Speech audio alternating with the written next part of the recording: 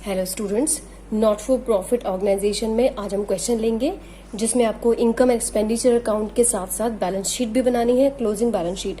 आपकी स्क्रीन पे क्वेश्चन आ रहा है, उसी क्वेश्चन को हम सॉल्व करेंगे। क्वेश्चन में देखिए, we have given receipt and payment account and additional information and we have to prepare income expenditure account for the year ended 31st March 2020 and balance sheet as that date। Means हमें closing balance sheet भी बनानी है और हमें additional information भी given है। तो इसमें हमें सबसे पहले हम फॉर्मेट तैयार कर लेते हैं इनकम एक्सपेंडिचर अकाउंट का और क्लोजिंग बैलेंस शीट का। तो यहाँ पे मैंने फॉर्मेट तैयार कर लिया है इनकम एक्सपेंडिचर अकाउंट, एक्सपेंडिचर यहाँ, इनकम यहाँ, और यहाँ पे मैंने बनाया है अपनी बैलेंस शीट, लायबिलिटीज यहाँ और एसेट्स यहाँ। क्वेश्चन में अब बैलेंस शीट में एक बात नोटिस करने वाली बात ये है आप लोगों के लिए कि बैलेंस शीट में कैपिटल फंड चाहिए होता है। यहाँ पे जो कैपिटल फंड होता है वो लास्ट बैलेंस शीट का कैपिटल फंड होता है, जो लास्ट बैलेंस शीट में होता है वो यहाँ पे शो होता है। लेकिन यहाँ पूरे क्वेश्चन में अगर आप देखोगे तो कैपिटल फंड आपको कहीं नहीं मिलेगा।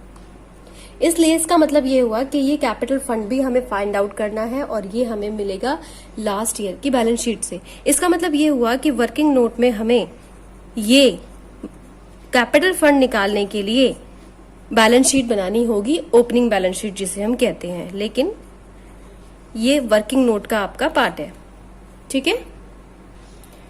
तो यहाँ पे ये वाला कैपिटल फंड के लिए हमें बैलेंस शीट बनानी होगी ओपनिंग की, क्योंकि इसी कैपिटल फंड में ही जो यहाँ पे कैपिटल फंड आता है वही कैपिटल फंड यहाँ पे लिखते हैं हम, और यहाँ पे जो भी इनकम एक्सपेंडिचर अकाउंट का सरप्लस होता है तो ऐड कर देते हैं और अगर डेफिसिट होता है तो माइनस कर देते हैं, तभी हमारी क्लोजिंग बैलेंस शीट बन पाएगी। तो उसके लिए कैपिटल फंड निकालना बहुत जरूरी, ठीक है। चलो क्वेश्चन स्टार्ट करते हैं। क्वेश्चन में हमें क्या गिवन है, स्टार्टिंग में अगर हम एडिशनल इंफॉर्मेशन लें तो आप क्वेश्चन में देखेंगे कि यहाँ गिवन है, in the beginning of the year the club had books 3 lakh and furniture 58,000। तो हमें क्या क्या गिवन है, यहाँ पे हमारी एसेट गिवन है और एसेट तो इनकम एक्सपेंडिचर में आएंगी नहीं, तो यहाँ पे इसको शो हम नहीं करेंगे। हम इसे शो करेंगे कहाँ पे, हमारी ओपनिंग बैलेंस शीट में। तो यहाँ तो ये ओपनिंग बैलेंस शीट का पार्ट है। यहाँ पे हम लिखेंगे books 3 lakh and furniture is also given, तो फर्नीचर आ जाएगा यहाँ पे हमारा 58,000, ठीक है। नेक्स्ट एडजस्टमेंट हमारी सब्सक्रिप्शन से रिलेटेड है, तो सब्सक्रिप्शन हम ले लेते हैं। यहाँ पे सब्सक्रिप्शन हमें गिवन है 6,000 at the beginning and 7,000 at the end. मतलब लास्ट ईयर का जो पेंडिंग है वो 6,000 है और इस ईयर का जो पेंडिंग है वो है 7,000, ठीक है। यानी कि सब्सक्रिप्शन से रिलेटेड हम सारी इंफॉर्मेशन ले लेते हैं यहाँ पे। और सब्सक्रिप्शन हमें जो गिवन है रिसीप्ट एंड पेमेंट अकाउंट में वो है 2,20,000, ठीक है। जैसा कि हमें पता है रिसीप्ट इनकम एक्सपेंडिचर अकाउंट में जो सब्सक्रिप्शन आता है करंट ईयर का ही आता है, इसलिए यहाँ पे हमारा जो पेंडिंग सब्सक्रिप्शन है इसमें हम ऐड कर देंगे करंट ईयर का टोटल सब्सक्रिप्शन जो हमें मिला है वो है हमारा 2,20,000 टोटल सब्सक्रिप्शन मिला है। देखो income receipt and payment account में टोटल सब्सक्रिप्शन चाहे वो लास्ट ईयर का हो, फ्यूचर का हो, अगले साल का हो, इस साल का हो, सब मिक्स होता है। हमें सिर्फ करंट ईयर का फाइंड आउट करना होता है। अब इसके अंदर लास्ट ईयर का पेंडिंग वाला भी आया होगा तो वो भी इसके अंदर ऐड है, इसलिए हमें वो माइनस करना पड़ेगा और इस ईयर का जो हमें एंड में नहीं मिल पाया वो हमें इसे इसमें ऐड करना पड़ेगा। तो add outstanding subscription at the end of the year, ठीक है। और इसमें हम लेस कर देंगे आउटस्टैंडिंग सब्सक्रिप्शन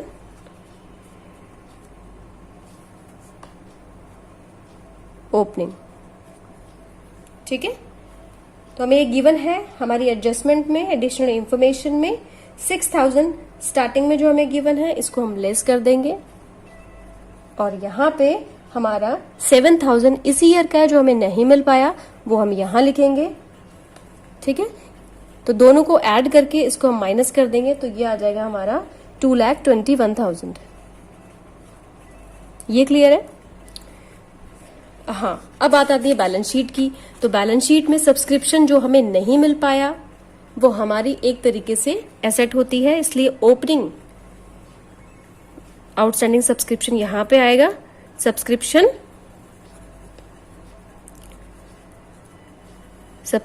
आउटस्टैंडिंग यहां आएगा हमारा लास्ट ईयर का, और लास्ट ईयर का है हमारा कितना 6000, और इस ईयर पे जो हमें नहीं मिल पाया वो हमारा आएगा यहां पे। ठीक है, तो कितना नहीं मिल पाया आउटस्टैंडिंग सब्सक्रिप्शन, ये हमें गिवन है 7000। ठीक है, ये क्लियर है? अब यहां पे हमारी कंप्लीट हो गई है सब्सक्रिप्शन से रिलेटेड इंफॉर्मेशन, सब कुछ कंप्लीट हो गया है इससे रिलेटेड। नेक्स्ट आते हैं अब हमें गिवन है रेंट गिवन है 18,000 was due by way of rent in the beginning as well as the end of the year. It means 18,000 starting में ड्यू था और 18,000 एंड ऑफ द ईयर भी ड्यू है, और ये हमारा रेवेन्यू एक्सपेंडिचर है, इसलिए हम इनकम एक्सपेंडिचर में अकाउंट में इसको डालना पड़ेगा टू रेंट।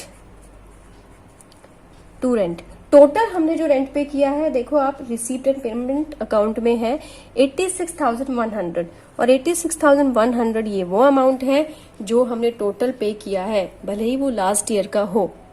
तो इसमें लास्ट ईयर का भी ऐड है, इसलिए हम क्या करेंगे, इसके अंदर से आउटस्टैंडिंग सब्सक्रिप्शन कर देंगे ऐड, आउटस्टैंडिंग रेंट एंड का कर देंगे इसमें हम ऐड, और लेस करेंगे इसमें हम, और लेस कर देंगे हम यहां पे outstanding rent at the beginning.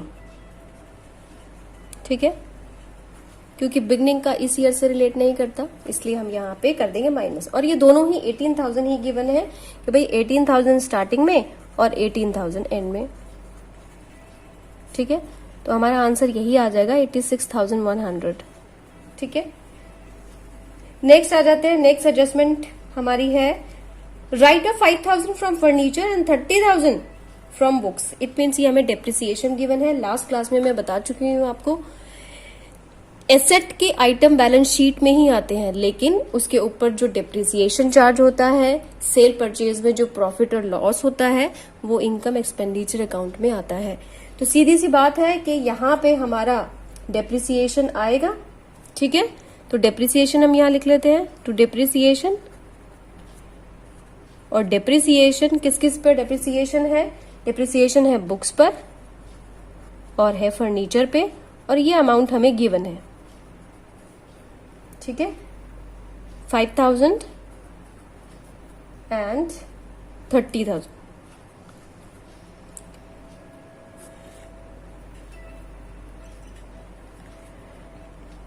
इसको हम ऐसे कर लेते हैं, बुक्स और 5,000 ऑन फर्नीचर, तो टोटल हमारा हो जाएगा ये 35,000। ठीक है, और हाँ, यहां सिर्फ डेप्रिसिएशन आएगा और यहां पे आएगी हमारे closing balances of books and furniture. ठीक है, तो यहां पे अगर हम फर्नीचर की बात करें तो फर्नीचर यहां लिख लेते हैं और बुक्स हम लिख लेते हैं यहां पे, क्योंकि इससे रिलेटेड और भी आइटम इनकम एक्सपेंडिचर अकाउंट में हो सकते हैं। हो सकता है कि हमने साल में और भी फर्नीचर और बुक्स खरीदे हो, तो वो हमें इसमें ऐड करना पड़ेगा और डिप्रिसिएशन लेस करना पड़ेगा, इसलिए फिलहाल इसको यहीं स्किप कर देते हैं। इन्फॉर्मेशन हमारी सारी फिनिश हो चुकी है। अब हम आते हैं रिसीप्ट एंड पेमेंट अकाउंट पे। जो जो आइटम आपको दिए हुए हैं वो हम यहाँ पे ट्रांसफर करते जाते हैं। जैसा कि मैं आपको पहले भी बता चुकी हूँ कि इनकम एक्सपेंडिचर अकाउंट में वही आइटम आते हैं जो रेवेन्यू एक्सपेंसेस होते हैं और रेवेन्यू इनकम्स होती है। ठीक है, तो स्टार्टिंग में ले लेते हैं। स्टार्टिंग में हमें गिवन है balance brought down, cash given है, और कैश आपका receipt and payment income expenditure में नहीं आएगा, ये आपका एसेट है, और एसेट हमारी कहाँ आती है? बैलेंस शीट में आती है। तो यहां पे cash in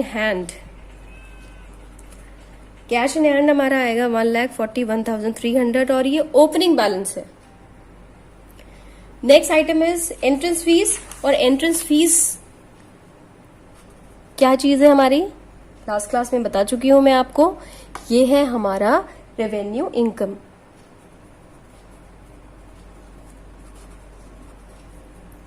this is 55,200। Next is subscription. Already हमने सब्सक्रिप्शन का ट्रीटमेंट कर लिया है। General donation, general donation income expenditure account का ही पार्ट है, 56,100। लिगेसी डोनेशन, लिगेसी डोनेशन भी जनरल डोनेशन के टाइप्स ही है, क्योंकि यहाँ पे कोई स्पेसिफिक पर्पस नहीं गिवन, इसलिए यहाँ पे हम इसको इनकम एक्सपेंडिचर अकाउंट में ही लिखेंगे। और आता है यहाँ पे इंटरेस्ट गिवन है, इंटरेस्ट गिवन है हमें 4100।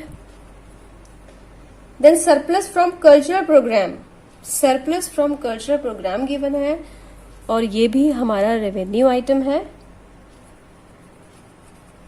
सरप्लस,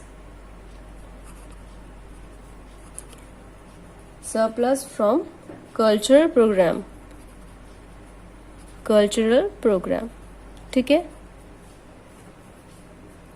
एक्चुअली ये हमारा रेवेन्यू इनकम है। रेवेन्यू इनकम क्यों है? कल्चरल प्रोग्राम होते हैं तो ऐसा तो है नहीं कि लॉन्ग टर्म के लिए होते हैं, साल में एक बार हो गया, 2 बार हो गया, 3 बार हो गया, तो ईयरली इनकम ही है ये। और ईयरली जो इनकम होती है, ईयरली जो एक्सपेंसेस होते हैं, उसको हम रेवेन्यू एक्सपेंसेस और रेवेन्यू एक्सपेंडिचर में ही कंसिडर करते हैं। इसलिए हम यहाँ पे लिखेंगे इसको इनकम एक्सपेंडिचर अकाउंट में 8200, सरप्लस फ्रॉम कल्चरल प्रोग्राम।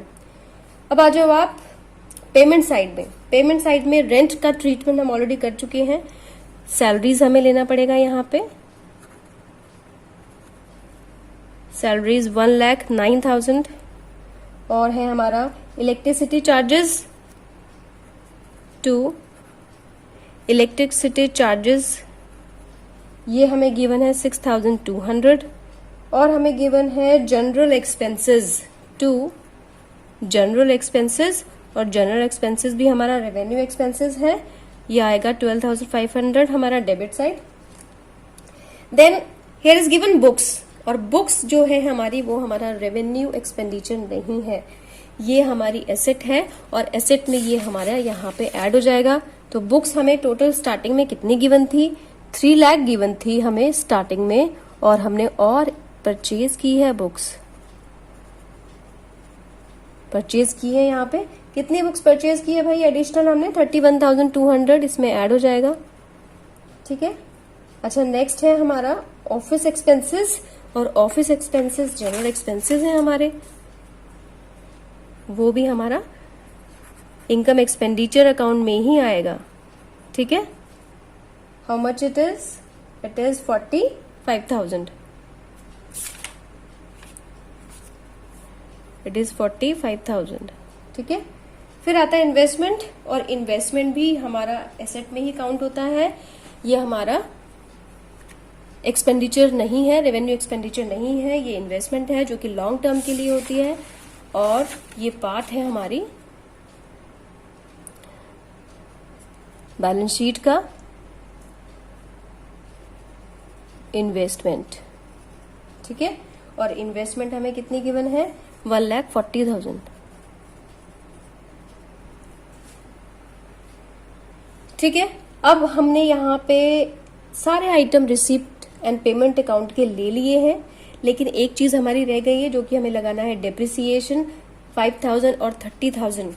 5,000 लगाना है हमें फर्नीचर पे।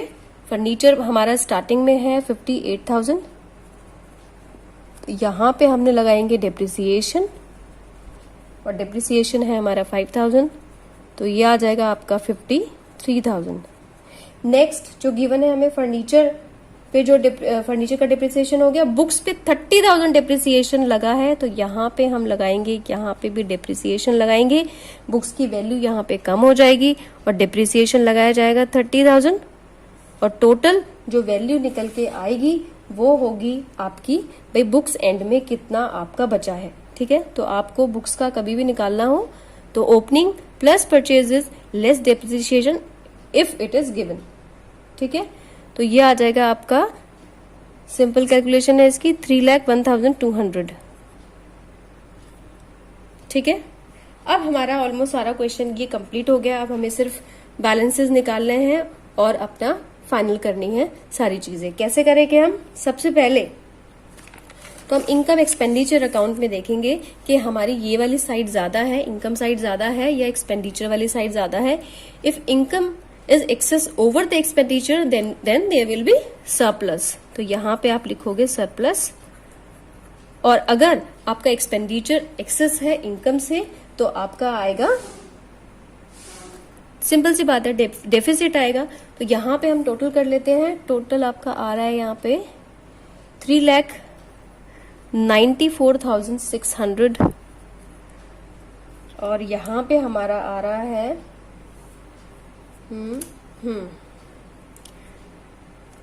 इन सबको माइनस करने के बाद आपका आएगा, इसको करके देख लेते हैं, 3,94,600 में से सारी चीजें माइनस करने के बाद 1,08,000 is the surplus which is income is excess over expenditure। अब इस सरप्लस को कहां पे हम ऐड करेंगे? कैपिटल फंड में, but we have no capital fund right now. तो हमें ये कहां से मिलेगा? क्लोजिंग बैलेंस शीट से। तो इसका मतलब ये हुआ कि यहां पे हमें बैलेंस शीट का कैपिटल फंड निकालना होगा। और कैपिटल फंड हम कैसे निकालेंगे? सिर्फ हमें यहाँ पे क्या कर देना है? बैलेंस कर देना है। एक चीज और यहाँ पे आपकी रह गई है, यहाँ देखो आप, आउटस्टैंडिंग। यहाँ पे हमने डेप्रिसिएशन का ट्रीटमेंट ले लिया है, लेकिन आउटस्टैंडिंग रेंट ये भी हमने ले लिया है, सब्सक्रिप्शन भी ले लिया है हमने यहाँ पे और यहाँ पे सब्सक्रिप्शन ले लिया है, डेप्रिसिएशन हमने यहाँ ले लिया है, लेकिन आउटस्टैंडिंग रेंट हमने नहीं लिया है। तो आउटस्टैंडिंग रेंट स्टार्टिंग में जो हमने नहीं दिया वो हमारी लायबिलिटी है, इसलिए यहां लिखना पड़ेगा आउटस्टैंडिंग रेंट। ठीक है। और क्लोजिंग में हमने नहीं दिया आउटस्टैंडिंग रेंट, वो भी हमारी लायबिलिटी है, तो उसको भी हमें यहां शो करना पड़ेगा। तो 18,000 यहां और 18,000 यहां। ठीक है। अब इसको हम यहां बैलेंस कर लेंगे और बैलेंस करने पर हमारा आएगा capital fund. This will be our balancing figure. ठीक है। 18,000 माइनस करने के बाद आएगा यहाँ पे आपका 5,05,300 और यहाँ 18,000 माइनस करने के बाद आपकी फिगर आएगी 4,87,300। ठीक है। And this is a capital fund और कैपिटल फंड हमारा यहाँ पे आएगा, कैपिटल फंड हमारा यहाँ आएगा 4,87,300।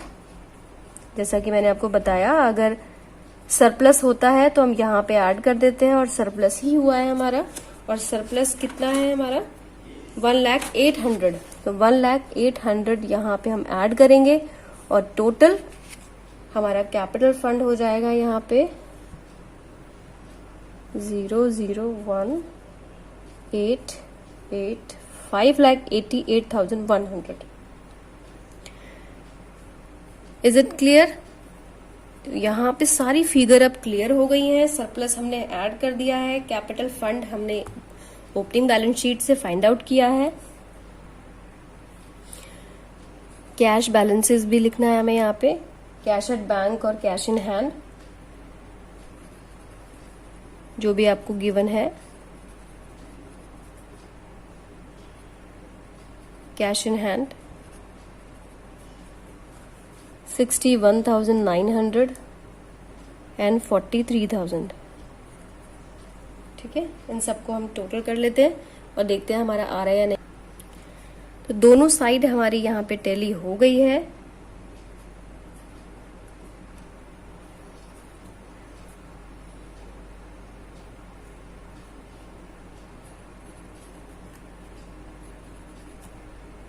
जो कि है 6,06,100 और यहाँ पे भी आ रहा है हमारा 6,06,100।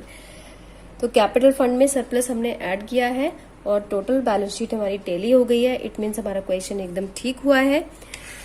तो इन क्वेश्चन को करने का फंडा यही है कि आपको एडिशनल इन्फॉर्मेशन देखना है सबसे पहले कि किस किस का आपको एडिशनल इन्फॉर्मेशन गिवन है। अगर आप एडिशनल इन्फॉर्मेशन को सबसे पहले ट्रीटमेंट कर दो तो सारी चीजें फिर बाद में आसान हो जाती हैं। सिर्फ ट्रांसफर करना होता है आपको, यहाँ पे रेवेन्यू एक्सपेंडिचर, यहाँ पे रेवेन्यू इनकम्स और कैपिटल फंड में आपको सरप्लस ऐड कर देना है और डेफिसिट को माइनस कर देना है। सिंपल। इससे रिलेटेड जितने भी क्वेश्चन है या जितने भी इलस्ट्रेशन है आप उनकी प्रैक्टिस कीजिए, अब आपसे बिल्कुल आसानी से ये हो जाएंगे। Thank you very much.